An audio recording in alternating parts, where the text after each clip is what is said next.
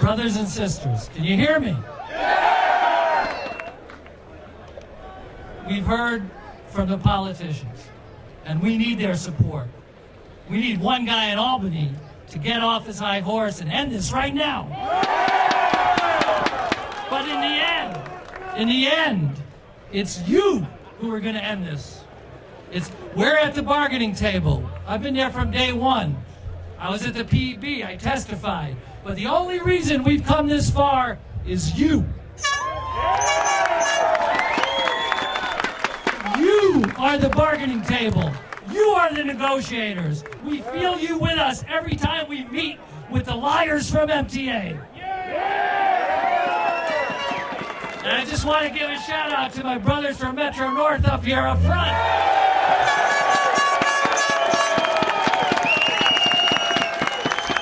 I'll be over there next.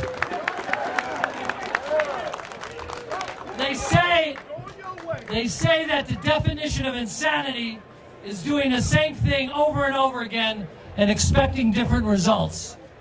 When 3 renowned arbitrators on PEB 244 said Long Island rail workers deserved a fair raise, MTA spit in the board's face.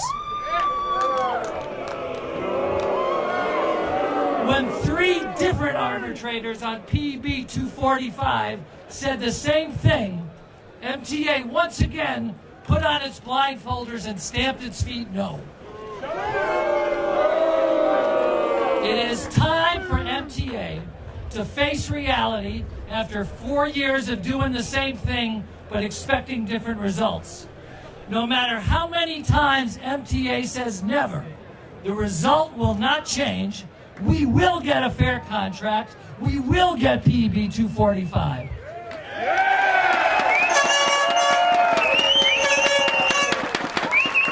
No matter what pain MTA forces on us and our families, the result will not change. We will get a fair contract. We will get PEB 245. No matter what unnecessary hardship MTA imposes on the people and businesses of Long Island by forcing us to strike, the result won't change. We will get a fair contract. We will get PEB 245.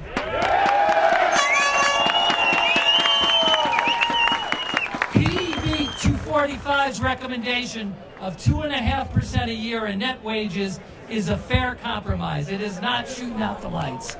It is affordable. We know it, MTA knows it, and Governor Cuomo knows it.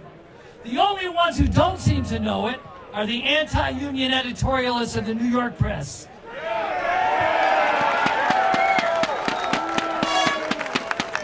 Or maybe they really do know it and just prefer to lie about it. Like their nonsense about millionaire workers. And if MTA thinks for 1 minute that Congress will reward them for their intransigence, then they really are insane. Congress passed a law whose only purpose was to make sure commuter strikes were few and far between. Congress structured that law to make sure that the side whose last and best offer was rejected would go along with the second board's recommendation. That's what the unions have done every time when we were on the losing side. Now MTA says Congress should spit in the face of its own law and reward the side who ignores 2 PEBs. That is the definition of insanity. It is time for MTA to face reality. It's time for MTA to comply with the spirit of the law. It's time for MTA to treat you with respect. It's time for MTA to say yes to 245. Sign today. Sign today. Sign today.